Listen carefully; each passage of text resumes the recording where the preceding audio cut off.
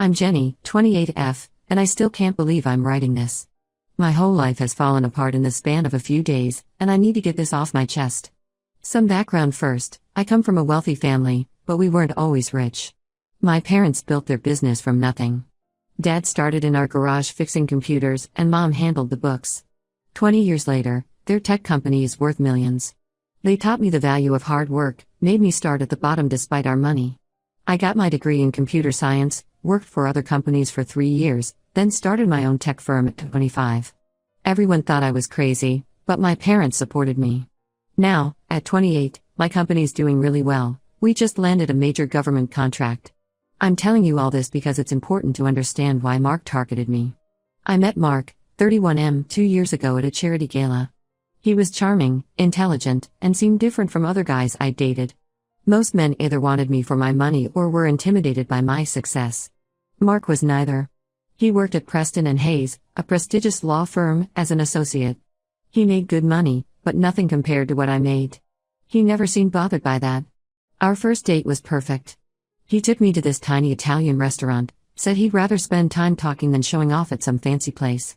He told me about growing up in a middle-class family, working his way through law school, his dreams of making partner. I fell hard and fast. Over the next year, everything was amazing. He got along great with my parents. He and my dad would spend hours discussing politics and business. My mom loved how he'd help her in the kitchen during family dinners. His parents seemed wonderful too. His mom, Linda, would always send me home with leftovers after Sunday dinners, and his dad, Tom, taught me how to play golf. Mark proposed on our 1-year anniversary. He took me back to that Italian restaurant, got down on one knee right there between the bread basket and the wine glasses. The ring wasn't huge, he apologized for that, said he'd been saving for months but wanted to buy it himself. I loved that about him, his independence. Wedding planning started right away. My parents were thrilled. They'd been worried I was too focused on work, wanted me to find someone to share my life with. They offered to pay for everything, plus give us a wedding gift to help start our life together. Mark knew there would be a gift, but we never discussed the amount. Things started changing about a month ago. Mark began asking subtle questions about my parents' gift. He'd bring up friends who got nice houses or cars as wedding presents, then ask what my parents usually gave at family weddings.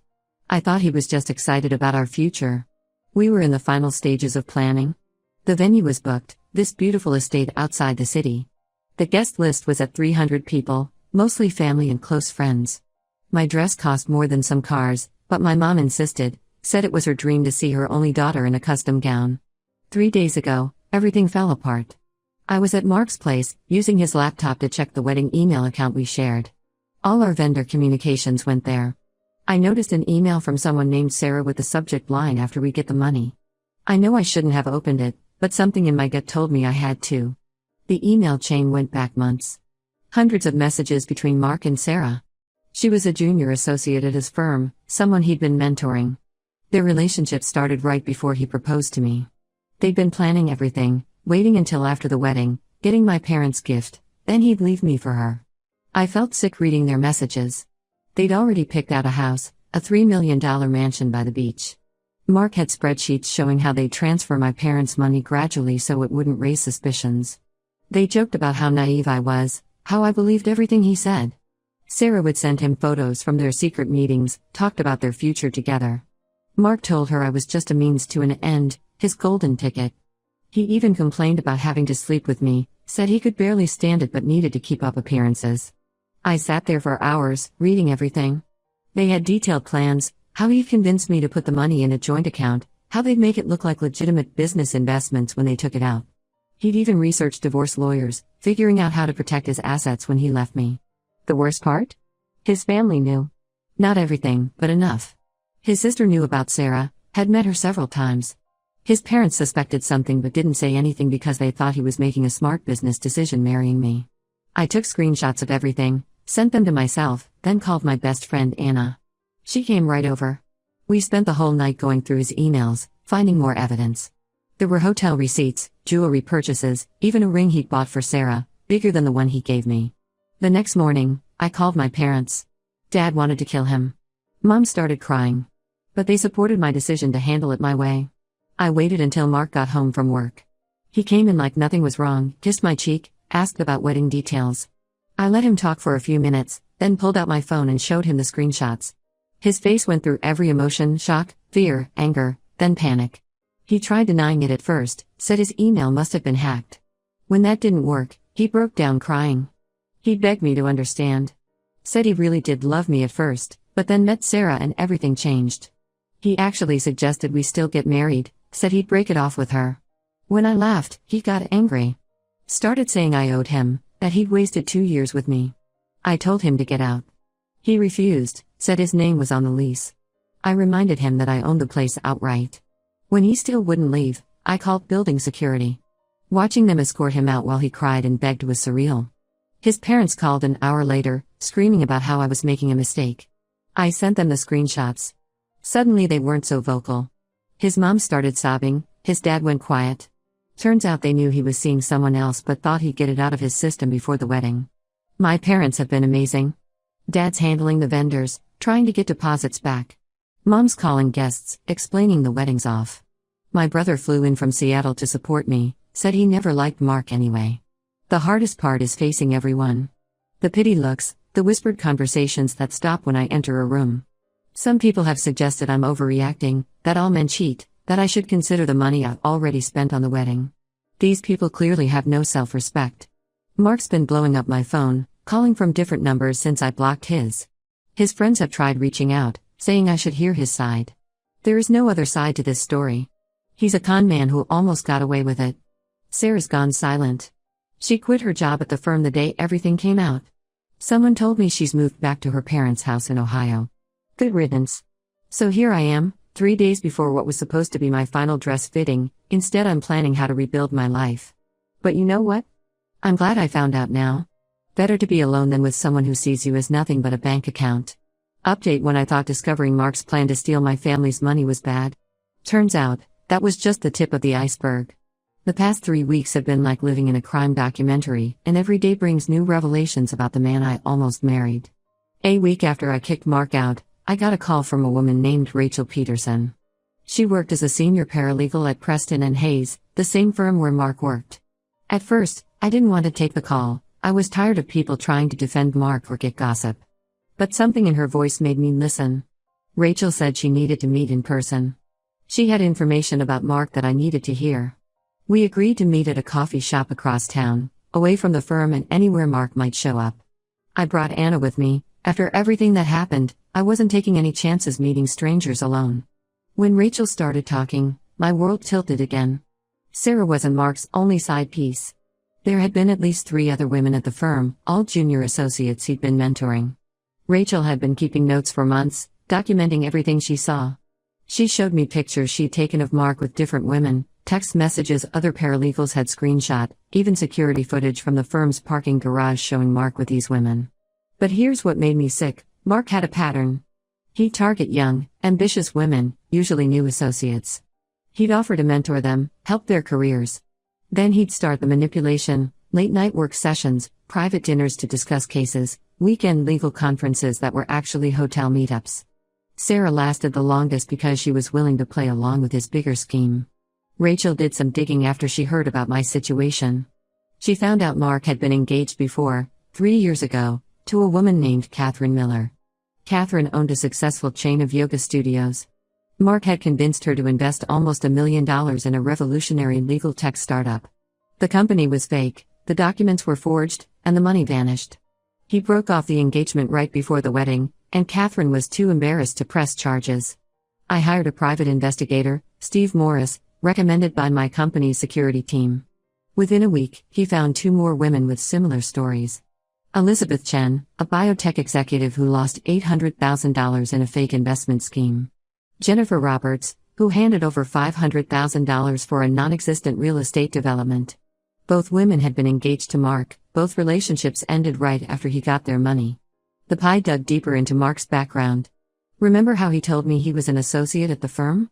Lie. He was a paralegal.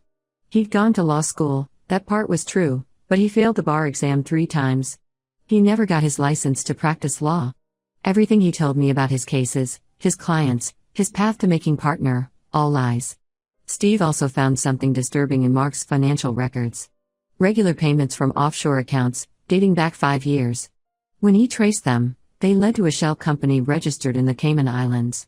The company's paperwork listed James Wilson as the owner, Mark's mentor at the firm. I took everything to the police, the emails with Sarah, Rachel's evidence, the PI's findings. Detective Hansen had seen this before. They already had a file on Mark from Catherine and Elizabeth's complaints, but there hadn't been enough evidence to press charges. With everything I brought them, plus Rachel's documentation, they finally had what they needed. Mark was arrested yesterday morning at his parents' house. Rachel texted me when it happened. Apparently, word spread through the firm like wildfire. He was led out in handcuffs while his mother screamed and his father stood there in shocked silence. The police also arrested James Wilson. Turns out he'd been helping Mark run these scams for years. Sarah reached out through Rachel, begging to meet with me. I agreed, but only in public and with my brother present. We met at a park near my office. She looked terrible, like she hadn't slept in weeks. She broke down crying the moment she saw me. Her story came tumbling out.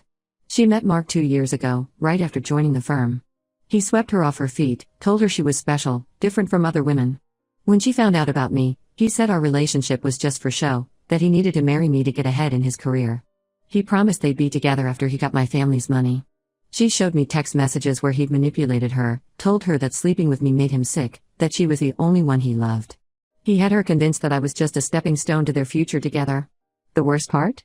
She honestly believed she was the only other woman, that their love was real. I almost felt sorry for her. Almost. But she still chose to be with a man she knew was engaged. She still participated in a plan to steal millions from me. When I pointed this out, she broke down again, said she'd cooperate with the police investigation. Mark's parents tried to do damage control. His mother showed up at my house unannounced, crying and begging me to drop the charges. She swore they had no idea about his past, about the other women. She said he needed help, not jail. I told her she should have thought about that before they encouraged him to marry me for my money. My parents have been incredible through all this. Dad hired extra security for our house and my company. He's worried Mark might try something when he makes bail. Mom's been handling the social fallout. Some of our family friends still think I'm overreacting, that boys will be boys and Mark deserves another chance. Mom shut them down hard, told them they're not welcome in our home if they support a con man. The hardest part has been realizing how deep the deception went. Every memory, every moment I thought was special, was just part of his con. The tiny Italian restaurant for our first date? He'd taken Catherine there too. The family ring he proposed with? Probably bought with another victim's money. But I'm not breaking. I'm angry, hurt, and humiliated, but I'm also determined. Mark and his accomplices are going to pay for what they've done to me and to all the other women they've hurt. This isn't over yet. Update 2. Just when I thought I had uncovered all of Mark's lies, the police investigation revealed an entire criminal empire. What started as a romance scam turned out to be an organized operation that had been running for years. 2 weeks after Mark's arrest, Detective Hansen called me into the station. They'd executed a search warrant on a storage unit registered in Mark's sister Amy's name. What they found was shocking: dozens of files on women across 3 states. Each file contained detailed information, photos, financial records, business holdings, personal histories. Even psychological profiles noting their vulnerabilities. My file was there too. Reading my file made me physically sick. Mark had started researching me 6 months before we met. That charity gala where we accidentally bumped into each other? Planned. He knew I'd be there because he'd paid a caterer for the guest list. He had notes about my relationship with my father, close to daddy issues. My dating history, workaholic, lonely, even my favorite wines and foods. The storage unit also contained fake business documents, blank company letterhead, and counterfeit seals from various state agencies. They found a laptop with software for creating fake investment portfolios and business proposals. Everything they needed to convince successful women to invest in non-existent companies. But the biggest shock came when the police found a notebook with coded account numbers. The forensic accountants traced them to a complex network of offshore accounts. Mark wasn't working alone, he had a whole team helping him run these scams. His mentor James Wilson was actually the mastermind. He'd been running this operation for over a decade. He'd recruit charming, good-looking men like Mark to target wealthy women. The men would get 40% of whatever they managed to steal, James got 30%, and the rest was split among the other players. Mark's family was deeper into it than anyone suspected. His sister Amy's fashion boutique? A front for money laundering. Those designer bags and shoes she sold? All fakes, used to justify large cash deposits. His cousin Ryan created the fake business documents and forged signatures. Even his parents' house had been bought with scam money. The district attorney is building a massive case. They've identified 15 victims so far, with total losses over $5 million. Some women lost everything: their savings, their businesses, their homes. One victim, a 62-year-old widow named Margaret, had to go back to work after Mark and his team stole her retirement fund. Sarah turned state's evidence last week. She'd been recording conversations ever since our meeting in the park. Turns out she was more involved than she'd admitted. James had been grooming her to be Mark's partner in future scams. They were teaching her how to spot potential victims, how to gain their trust, what signs to look for that showed a woman was vulnerable. The recordings Sarah made are damning. She got Mark on tape admitting to everything: the previous scams, how they picked their victims, even joking about how easy I was to fool. He told her they'd do the same thing again in another state after they got my family's money. He had already started researching potential targets in Colorado. Mark's parents disappeared 3 days ago. Their house is empty, their phones disconnected. Someone said they flew to Florida. Amy's boutique closed overnight, just a sign on the door saying closed for renovations. Ryan hasn't been seen since the arrests started. The other victims have been contacting me. Elizabeth Chen found me on LinkedIn, Catherine Miller through mutual friends. We've started meeting regularly, sharing our stories, helping each other heal. These women are incredible, successful, strong, intelligent people who were manipulated by experts at psychological warfare. The investigation is still ongoing. The FBI is involved now because the scam crossed state lines. They're looking into similar operations in other cities, thinking James might have trained other teams. Every day brings new revelations.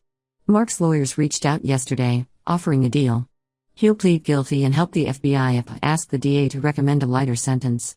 I told them to shove it. He can rot in jail for all I care. The other victims feel the same way: no deals, no mercy. Some people have suggested I write a book about this, warn other women. Maybe someday. Right now, I'm focused on helping the investigation and rebuilding my life. My company is doing well despite all the drama, and I'm learning to trust my instincts again. The hardest lesson in all this? Evil doesn't always look evil. Mark and his family spent years cultivating their image as the perfect upper-middle-class family. They fooled everyone: lawyers, business people, even other con artists. But they couldn't keep up the act forever.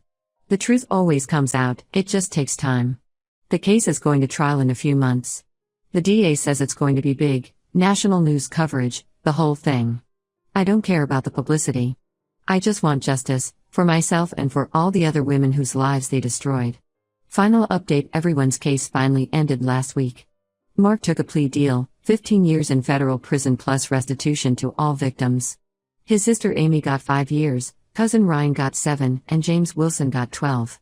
Sarah received immunity for her cooperation, though no one in the legal community will hire her now. The FBI investigation revealed even more victims.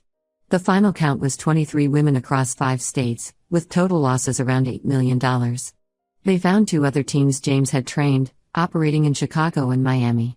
Those investigations are still ongoing. The trial made national headlines. Wedding scammer, they called it. Every major network covered the story. I've had reporters camping outside my house, trying to get interviews. 3 true crime podcasts want to feature the case. Netflix even reached out about documentary rights.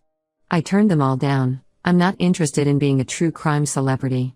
My company landed 2 major contracts last month. Turns out, all the publicity had an unexpected benefit. Clients said they were impressed by how I handled the situation, kept my composure, helped other victims. We've doubled our workforce and opened a second office. I started a foundation with some of the other victims. We provide support and resources to people affected by romance scams. Elizabeth Chen runs our legal aid program, helping victims navigate the court system. Catherine Miller handles our financial recovery services. Margaret, the widow who lost her retirement, runs support groups. We've already helped 30 women recover over $2 million from various scammers. Mark's parents were found in Tampa, living under fake names. They're facing charges for money laundering and conspiracy. His mother tried to contact me one last time before their arrest, sent a 10-page letter about how they were victims too, how Mark had manipulated them. I sent it back unopened. Mark wrote to me from prison. 8 pages of excuses and apologies. Said he really did love me at first, that things just got complicated when he met Sarah. Claimed he was going to tell me everything after the wedding but couldn't find the right time. Said he thinks about me every day, misses what we had. The letter ended with him asking if I'd visit him in prison. He wants to explain everything face to face. I burned the letter in my backyard fire pit, Threw his old pictures into. Watching them burn was better than any therapy session. I've started dating again, carefully. My new rule: first date includes a background check. My pie Steve vets everyone I'm interested in. Some guys think it's excessive, but the ones who understand are the ones worth keeping around. The foundation keeps me busy, but it's fulfilling work. Last week we helped a woman recover $300,000 from a scammer who'd posed as a military contractor. Seeing her face when we handed her the check made everything worth it. Looking back, there were red flags with Mark. The way he love-bombed me at first, how he always had explanations for inconsistencies in his stories, how he isolated me from friends who asked too many questions. But he and his team were professionals, they'd been doing this for years, knew exactly how to manipulate successful women. To everyone who's asked if I regret exposing everything, no. Some said I should have handled it privately, taken a settlement, avoided the publicity. But Mark and his crew counted on their victims staying quiet. That's how they got away with it for so long. Not anymore. I'm in a better place now. Stronger, smarter, and ironically, my company's worth more than ever. Sometimes the best revenge isn't getting even, it's taking what happened to you and using it to help others. That's what I'm doing now, and I wouldn't have it any other way.